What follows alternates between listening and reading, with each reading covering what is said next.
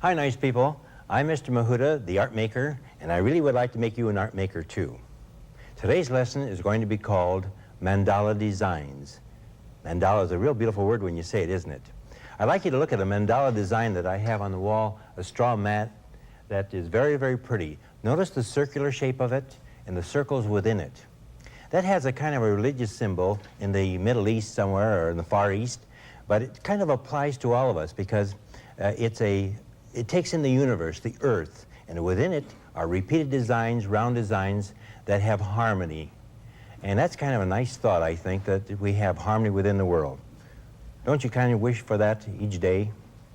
I'd like to show you some designs that I have here that I just cut out of a wallpaper book because they're beautiful mandala designs. A flower, you notice a flower is a beautiful design in that sense too. Here's one that's repeated in 4 different ways with just a colored paper behind it. And here's one that goes into 8. Notice it's every other one as we go along, so you can vary a design many times when you work on it. Well, today you're going to be working on mandala designs, and I would like you to be thinking now. You can be thinking of your church, or, hey, how about hubcaps on a car? You ever look at a real nice hubcap and how beautiful the designs come out from the center, all the spokes, and just a beautiful mandala design. All right, you watch me today as I work, and a little later on, then you'll get your piece of paper, and the paper is going to be square. It doesn't matter whether it's 12 by 12 like mine, it could be smaller, but just as long as it's square, that's a good way for us to get started, okay? Now, watch me as I fold my paper, get the 2 top edges together, and like I've maybe shown you before, I would want you to come down and press down the paper. Well, let me show you what might go wrong if you would lift your hand up after you have it even. You start to fold, and as you start to press down, the paper would turn sideways and you'd be offline. So what I'd like you to do, get those 2 top edges even, then come right down and crush your paper, then go from the center out. That's the way I want you to do it. Open it up, cross over again, get the 2 top edges, crush it, fold out. Now I have my paper divided into 4 sections. Kind of nice already, isn't it? You see, this design fits that arrangement because I have 4. But I'll go a little bit more complicated here. Who can help me out, decide how I can get some additional lines on my paper that'll be perfect symmetry going out? All right, Mary, thank you. I heard you. She said go from corner to corner this way. And that's what I'll do. Again, get those corners even. Crush your paper and open up. Here we go. I'll crush my paper. Now as I open it up, there we go. Count with me. 1, 2, 3, 4, 5, 6, 7, 8, 9, 10. Oops, stop at 8. All right, I've got 8 divisions on my paper now. And you're going to be learning a lot of other things in the lesson today as we go along. First of all, I'd like to show you a little bit of a rainbow I worked on. This rainbow has some real pretty effects over here that you'll learn in the lesson today. If I use colors that are close to each other, like yellow, orange, red, these are warm colors, and when these colors are close to each other, we call them analogous. Big word, but analogous is a color scheme we're using. As we keep getting darker and darker, we go into our cool colors, blues and greens. Now, if we were to keep the warm colors together, we're kind of in analogous, in a blending situation. If we would put the blue against the yellow, we'd have another word. Can any of you think of that word? When you have something real light, something real dark? All right, yes, it is contrast. And we'll use some contrast in our lesson as we go along. All right, here we go. I'll take a color and I'll start in the center. And as I start to do this, you'll find that I may not know what I'm doing. No, I don't mean it that way. I know what I'll be doing, but I'll let the design develop as I go along. I'm not thinking of a finished design right now, and as you do so, don't think of that either. Just start it going, working it, going around, thinking of harmony.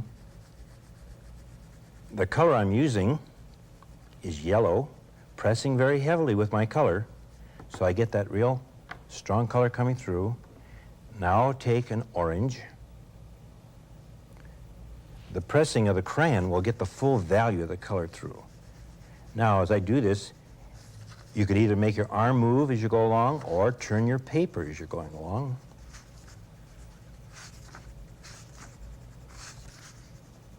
Yes, this is called analogous. Oops, my crayon broke. That's a soft crayon that I'm using. But I tell you what, I don't want you to throw away any broken crayons. I use those a lot in other lessons. I could use it now, but I'll just set it aside. There are a lot of good places to use that. To make crayons blend, after I put one color, I go back and put another color, the same one I had, like yellow, right on top of this other one. And by the two crayons rubbing on top of each other, there's a little, what we call friction. It heats the crayon up a little bit, and the colors actually mix right on my paper. Very good. Take a deeper color. Here's my red.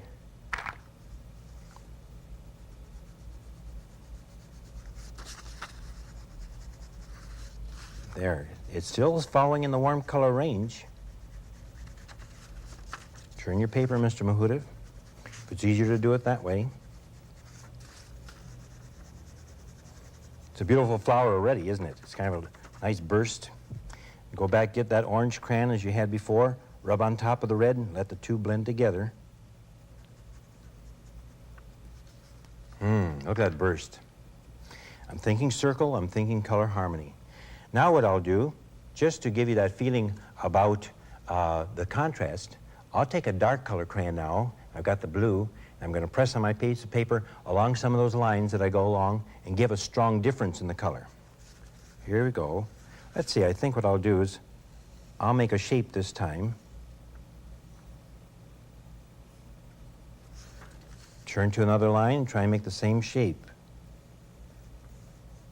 Now you see that is darker and in contrast to my other colors. If I want that, I can put a little of this blue right alongside here so you can see it even more. All right. I hear somebody saying in class that, why don't I draw these lines first? All right, let me just show you. If I take and draw the line first and go back over here like this, then I end up coloring it on the inside. I tell you, there's a little secret that I like to use. I start out with the shape in my mind, and as I go along, I keep expanding my crayon movements, or my arm movements here, till it finally gets the shape I want. I find if I put a line around the outside and make it first of all, then I'm afraid I'm going to go outside the line and spoil it. This way, I just go along and make that. How about that? Are you thinking of a design right now that you would like to work on? I really wouldn't want your design to look like mine. I think, I hope mine's going to be pretty for you, but the thing is, you could be thinking of something you know already that has a little bit of these design effects to it. All right, let's see, I put that dark line there. I think before I go too much further, I'm going to pull over and show you a couple finished pieces that boys and girls have worked on in school and let me have. All right? Let me just set this aside and I'll show you this one. See how that design developed? And look at this one. And look at another one. All right. And here's the one I brought along too. That's an old turkey. I got him upside down. His design, look at the way the designs go off from the center. Although I've got a turkey shape there, the same type of mandala design. All right. Now let me see, I'll go back and get another color now. Pink color.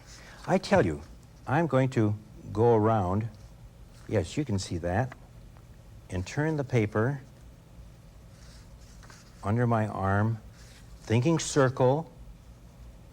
Oh, I know, maybe your circle will get off a little bit. Sometimes it'll be a little lopsided. But I want you to go ahead and do this without, oh, look, I did kind of a mistake there where I'm a little higher there and a little lower there. What can I do? Whenever I feel I've made not a mistake, I don't want to think of it as a mistake at all, but just to make it better, I will go and widen that line so it just all fits together.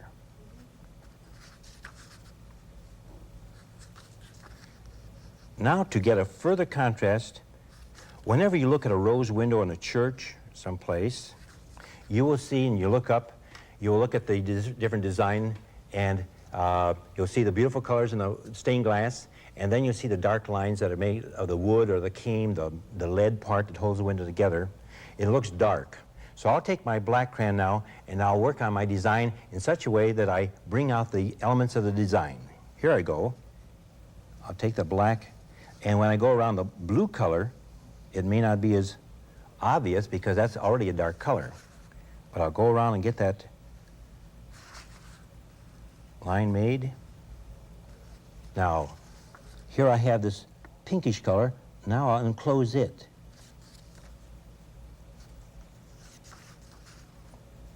Good, all right. Now, what happens to this color in here? This spot. All right, Johnny is telling me right now, let's leave that plain because that's enclosed space. And enclosed space is very important for us whenever we're working on designs too. Let that be a part of the harmony that we have.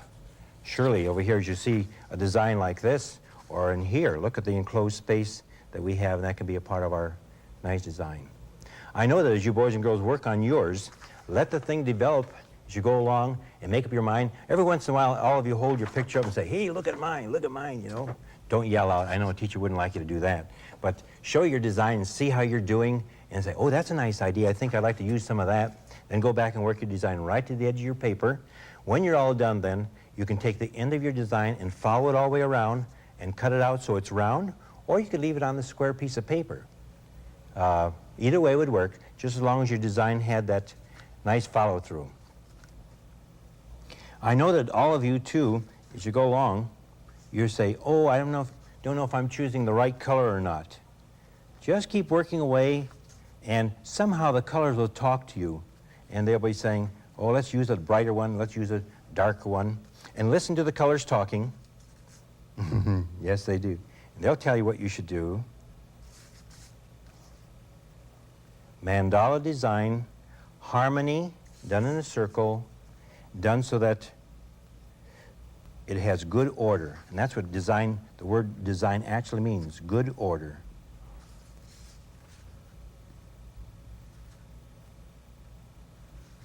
Oh, let's see, I want to go out here now. Let's see. I think I'll put a point in here and leave that like that. That looks like, right now, like a dial I know on somebody's sailboat, I know. She's got a sailboat, and these points over here say whether you're supposed to sail north or south and how to get to the proper place without getting lost. It's kind of a compass, right?